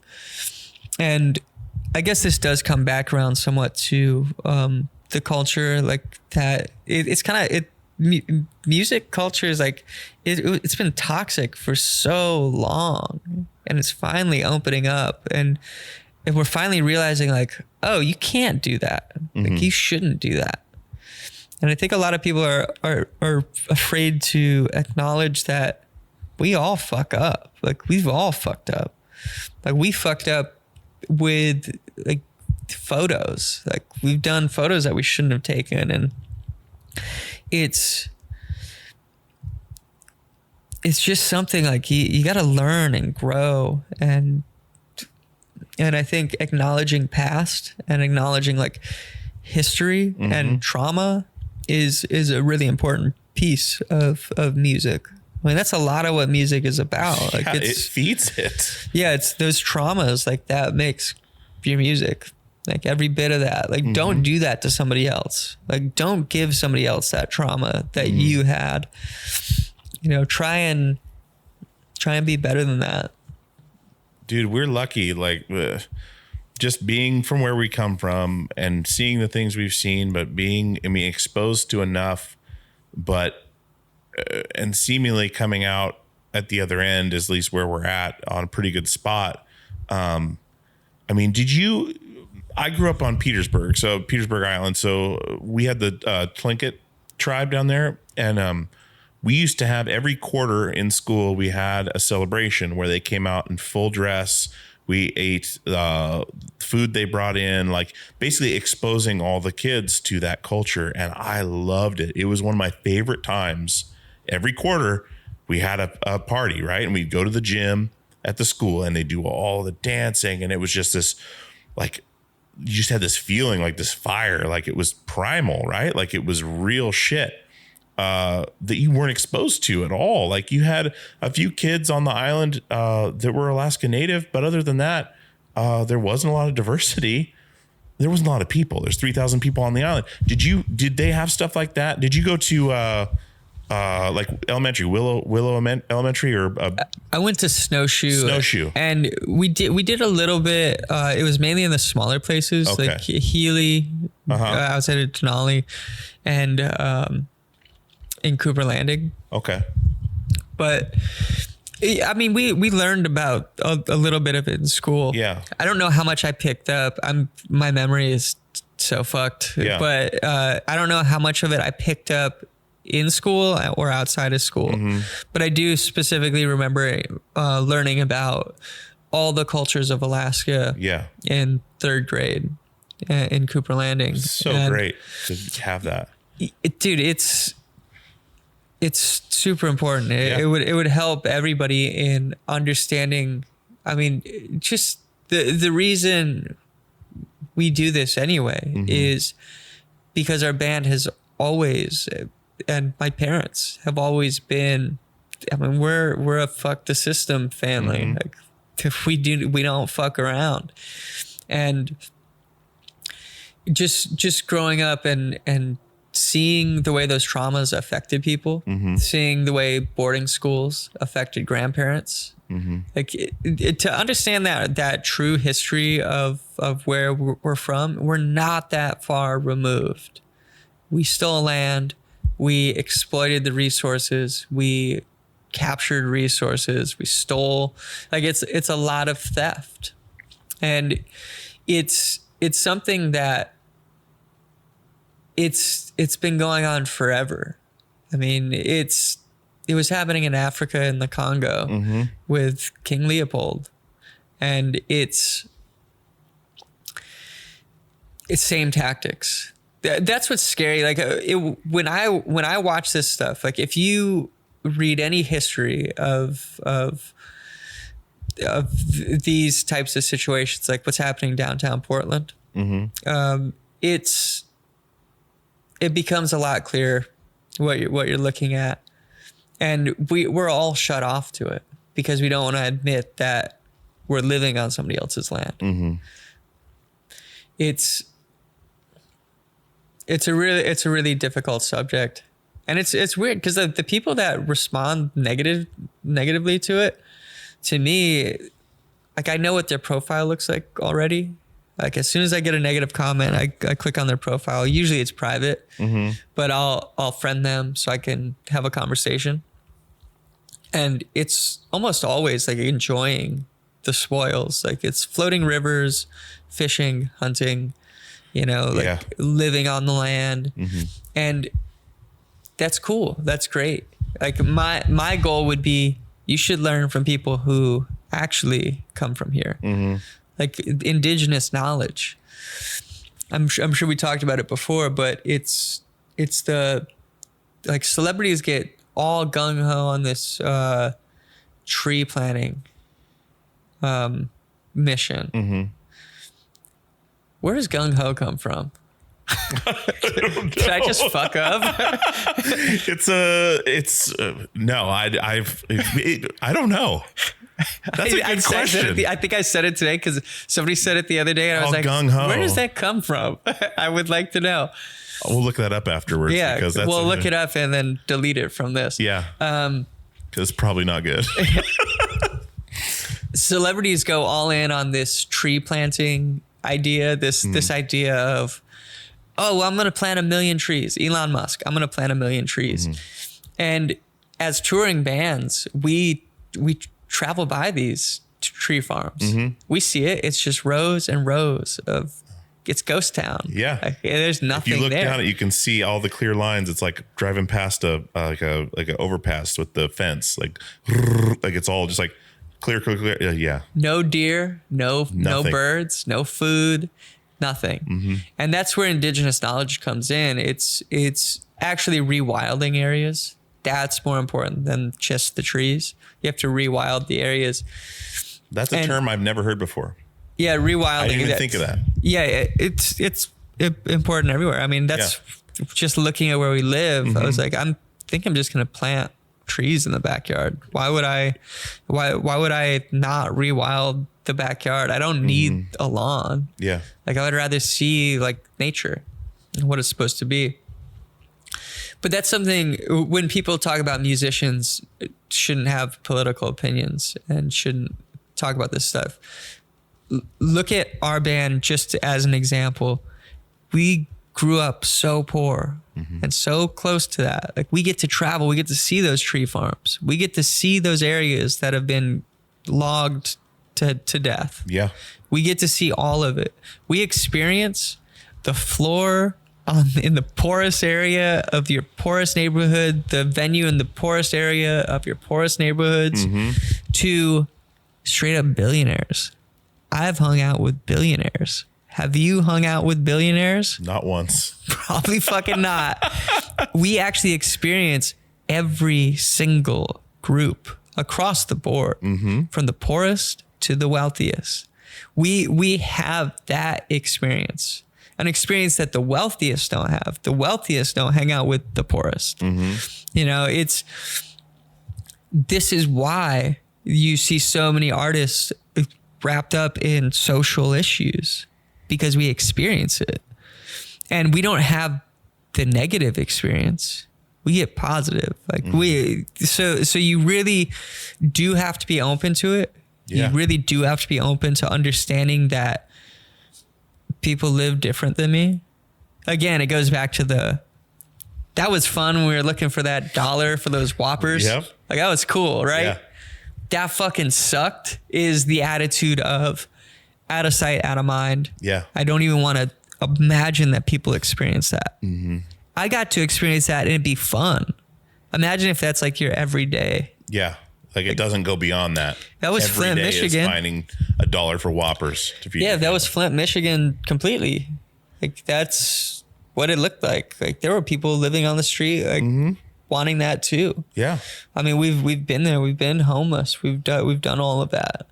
That's a really good point, John. Like I've never thought of it that way. I always look at it the other way, that like, well, not even the other way. It's just partially to what you're saying, is being able to tour as much as I did, which is nowhere near the amount you've done now, but it informs your worldview. You get to see how different countries' poverty, like you get to see the affluence. You get to see how you're treated in a building that right outside is complete chaos, right? Like yesterday at the Ecovision office, it's beautiful. There's snacks and drinks in the fridge. I had a smart water, ice cold smart water sitting on my table, ready for me to do that episode. As I walked in, can we get you anything else? Yada, yada. It was wonderful. But if I took the headphones off like this, I could hear the two homeless people on the street fighting each other over a hot dog. Like, and this literally happened. Or the woman across the street, like, trying to, like, arguing with herself and then having to use the bathroom in the street while cars drive by and stare at her, right? But if I wanted to, I could close my eyes, put my headphones on, look at the Zoom call, and forget that even existed. I could do that forever. But seeing all that stuff informs your worldview. When I'm sitting in the break room at work with these dudes who hunt and fish, Trump, blah, blah, blah, right? That's their world. You work your ass off for what you have. You know, they don't think about the people that maybe physically can't work. You don't get handouts. You don't get help, blah, blah, blah. It makes me sick because of what I've seen. But being a musician, you see all these different things, and that's why the activism comes into play. That's something I never thought about. That's a really great point. Well, that's something with Minor Threat and Black Flag and bands like that. They only tour the most low income, like impoverished areas. Like and that's why they fight for that. And that's why they fight against all of this, because it's fine. Like I'm cool. Like looking for quarters that was a fun day. Like we actually got the Whoppers. Hell like, yeah. That's fucking cool. But yeah, a lot of people like they shout privilege at bands and they shout privilege at musicians. And yeah, if you want it, it's all right there. Yeah. And yeah, everybody's guilty of that. Like, fuck, man. Like, yeah, if you're going to send me shoes, I'll wear them. Well, like, yeah. Of course. Yeah. But then you get to this deeper thing where you're like, yeah, dude, I get fucking torn because I go, yeah, slave labor built this. Slave labor built all of this. Everything that we have, tires, fucking rubber, like that didn't exist without us fucking decimating the Congo and just killing everyone, chopping off hands. It's if you're blind to it and if you choose to be blind to it, it's easy. Like that shit's easy. But my thought has always been, my approach to punk is take their fucking money. Like, take their fucking money. Like, when it comes to, like, my song isn't selling shit for you. Like, cool. Like, it might sound good, but you know what? Yeah, on your commercial. If the one of the people that might not think the same way I do hears that, or one of the people that might not be open to it or might not know the history, checks out that song, digs in on the band, and then sees like, oh, they do like work in indigenous communities. I want to learn more about that. That's all I care about. I care about getting money out of their fucking hands and into the hands that need it and converting people. It's like a legit Robin Hood. Like, you're not stealing from anybody. You're not robbing from the rich to give to the poor or the less fortunate. You're taking money from people that have it there or want something from you that you have that then you can redisperse and redistribute where it belongs, where it's important to you. So you make your music special in two ways. Yeah, you make it for the people and for yourself, but at the same time, you can get a check from Taco Bell or from NFL Pro Shop and redisperse that in the foundation, redisperse that into spreading awareness to where Taco Bell, and not shit on Taco Bell, whatever. I don't know anything about what their ethics are, but maybe they wouldn't have partitioned any of that money out for any of that. Not that they need to, but maybe they wouldn't. And you did, you know, like that's a cool way of going about it, you know? Yeah. It's redistribution of wealth. I mean, that's really, really what it's about. It's a difficult thing too, because I see a lot of bands that are like closed off to it. And that's the whole reason we started the foundation is you're getting offered too much money to play certain shows and you're going, this is soul crushing. Like, but at the same time, I was going to play music tonight anyway. So I'll just play it here and I'll take a few photos and be like, cool. I go be on my way. It's so much better to be like, hey, great. You want to pay us that? Could you match that donation to our foundation, which is zero overhead? And can we pay, like, can we distribute this money to communities that need wells over in Warm Spring? They got no water in Warm Springs. Like, let's try to do something real. Let's show up and help build those wells. Because having time to do it, like working under the system's fucked up.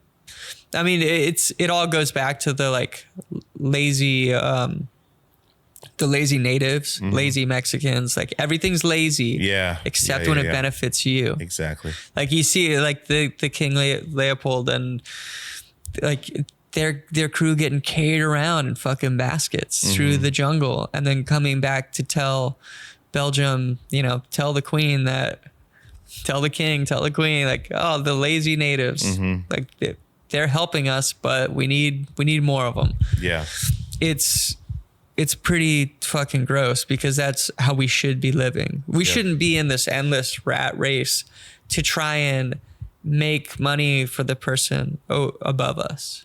And that's, again, musicians.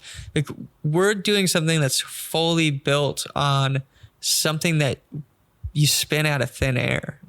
Creativity is just like, it is this expansion on and progression of what came before, but I know how to twist this into something and mold this into something new and special. And you're making money in a different way.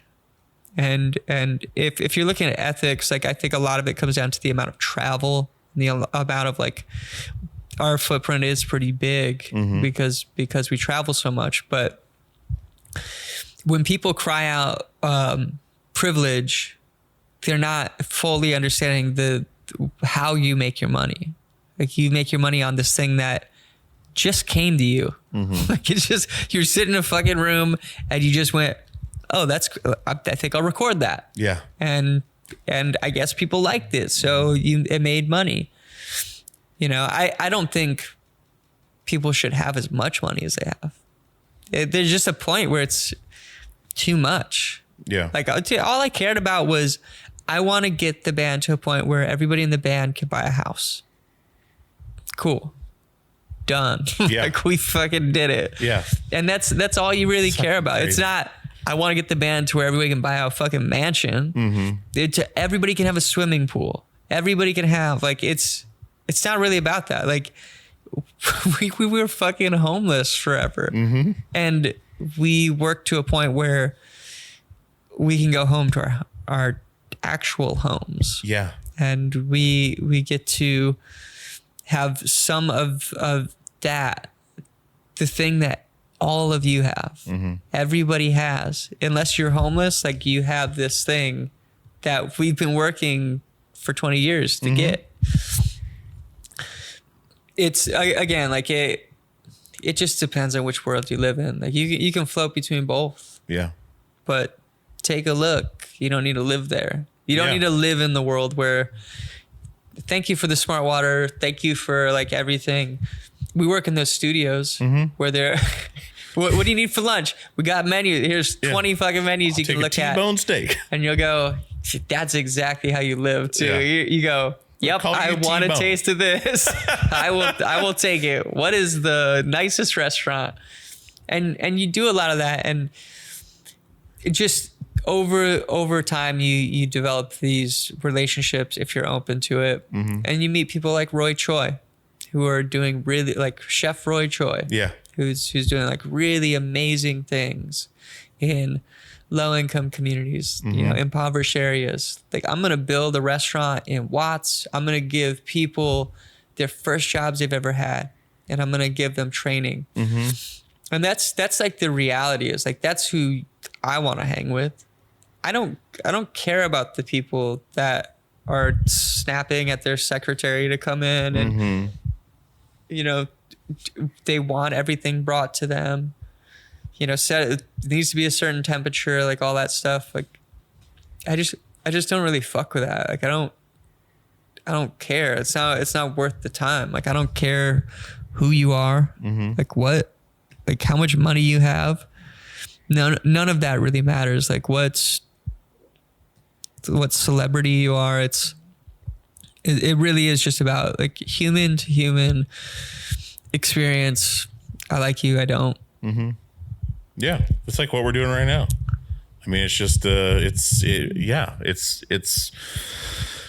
if more people took the time to look at that and just to even acknowledge it exists, their decision making would be changed in a way that would help out astronomically. You know, just acknowledging it, not out of sight, out of mind, but, you know, in your daily decision making, like, you know something and you've acknowledged it exists, you may make that decision a little differently when it comes down to it. You know, it's just an insane world we're living in right now. It's always been insane, but we're seeing it more now, and people are realizing they have power individually, not, it's just a really cool time to see, but it's also a terrible time for what's going on, biologically. And, it's just a unprecedented, raising kids in this time too is just outrageous. And you're doing the same thing. Francis is a little older than Grayson, and trying to watch them understand it and everything is just nuts. But yeah, it's a hard thing to get your head around. But either way, I'm just gonna bring it back around to the EVR stuff, because I do want to say something about that time in the band, because this fully built everything that we're doing today with Dave Stein. That's how we met our lawyer. Was through Dan Sanshaw introducing us to Dave Stein, who became our lawyer in the beginning, the punk rock lawyer. Like that dude is so punk. and Rich Holtzman, and just always being around people who gave a shit, and they really care about the issues that we care about. And I think that period for our band was the most creative we've ever been, and it's simply because of the type of people that we were working with. Working with Dan Sandshaw is cool. Do whatever you want. Yeah, like you find it. That's like exactly you got right. it, and we've had that experience ever since. But it's because we built that relationship with Dan, and he allowed us to make Censored Colors, Satanic Satanist, and American Ghetto all like back-to-back years. That was just so amazing to have support. It was great to have support from the label, belief in our ability, and believing that I'll do something. Yeah, like I can do something with this. I've just always loved that communal vibe. Like, we have artists that we work with. We have people that surround us that are going to help you as well. And I just like the whole aesthetic. Yeah. It's a fantastic family deal. I'm working with them right now, and I'm seeing that something I wanted to do since we passed on EVR when we signed to Fearless. I always wanted to see that, and just in a selfish way, wanted to see that EVR Krishna logo on something I've done. And it's there now. And I about cried when I saw it, because I was like, this is insane. And Dan was at every show. He was supporting us. Even when we said no, he was there. And that right there solidified 100% that I will work with this guy. Like, and with Rich too. Rich shoot me a text saying, hey, when this stuff goes through, have me look at the contracts. Like, not saying, let me look at the contracts for this much money. It's, hey, you're a friend, part of the family. Let me look at this for you.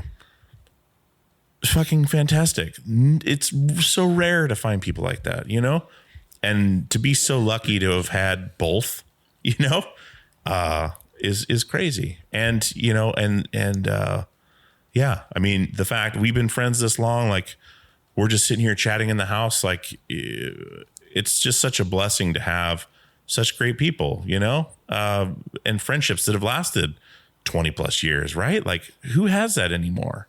It's crazy to think about. Like, there's falling out, just moving on with life and not keeping in touch. Like, it's just a beautiful thing, man. And and your support for this show has been paramount for me. Like, hearing your thoughts and how you feel about the show and the support, right? It's special to me. Like, it means a lot. And so I appreciate that from you, and doing this, today and making this happen is awesome. And I'm just so proud of where you guys are at, where you're going to go. I couldn't be more proud. And it's awesome. Dude, thank you. Yeah, of course, man. Is there anything else you want to throw on here so if someone's listening to this, whether they're a fan of the show or, oh wait, John's on a podcast, where would you send them, like, online to learn more about these? The PTM Foundation? Is it ptmfoundation.org?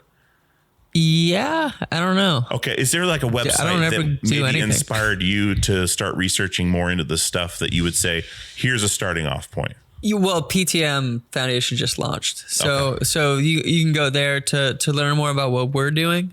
There's, I'll have to make a reading list. Okay. I think that'd be important. If you can do that, I'll put it in the show notes. Pushing me. I will get motivated, and I'll put together a reading list. Cool. We'll put that in the show notes of the episode. So if someone listening to this can just go dive in, Cool. Dude, thank you. Yeah. Thank you. All right, guys. I hope you enjoyed that episode with Johnny Gourley from Portugal the Man.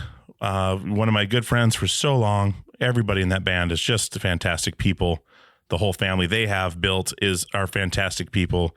And I could not be happier for their success, and what a fun episode. So I hope you guys took something from it. I hope you guys, learned something from it that you didn't know before, just took anything from it. Hopefully it made your commute better or your lawn mowing session better. anything you do when you're listening to podcasts, that's one thing that's cool is we just hop in your subconscious and give you something to take your mind off whatever's going on. And I'm sorry for the heavy intro. I just really miss my dad. And I'm so happy that this could be his episode for his 1 year anniversary of his death. And we're going to move on and move forward as best we can. He'll never be forgotten. And he's with his memories with us every day. And it's something I struggle with still. I get choked up just thinking about it, and it's never going to change, but that is the life we have or that I have now. And it's my reality. And I just love putting this show out every week. It makes me feel closer to the things he taught me how to do. And hopefully my kids, when I'm gone, can listen to these hundreds and hundreds of hours of me talking to people. I don't have hundreds of hours of his TV or of his radio show, but I sure do have a good amount, and I appreciate every one of them. So, guys, thank you so much for coming back week after week. I can't say enough about how awesome it is to see this show grow so seemingly fast now. Every week, just astronomically bigger. And I couldn't be more happy. And I just love the messages you guys send. I try to respond to everybody because I know it's important to do. And if you take time out of your day to write to me, I'm going to do the same for you. And hopefully we can be all in this together like we have been. I know a lot of people out there have listened to every episode. And I mean, it blows my mind. It blows my mind with how valuable time is that people have spent that much time with us. So if this is your first time listening to the show, tell a friend, rate and review. Send us a review on iTunes or Google Podcasts or any of that stuff. Wherever you're listening to this, tell a friend, tell a family member. Go back and listen to some other episodes. They're not all this heavy, but go back and listen to some more and let me know what you think. Reach out, peerpleasurepod@gmail.com. Hit up the website, peerpleasurepodcast.com. Get some of those new shirts that are up for sale. They're on the website as well. And just keep listening, keep fighting the good fight, and keep moving forward. All right, guys, I'm going to get out of here. Awesome show next week. I hope you enjoyed this one. I love each and every one of you so much. Tell someone you love them today for my dad. Tell someone you love them and mean it. All right, that's my soapbox. As always, we'll see you on the radio.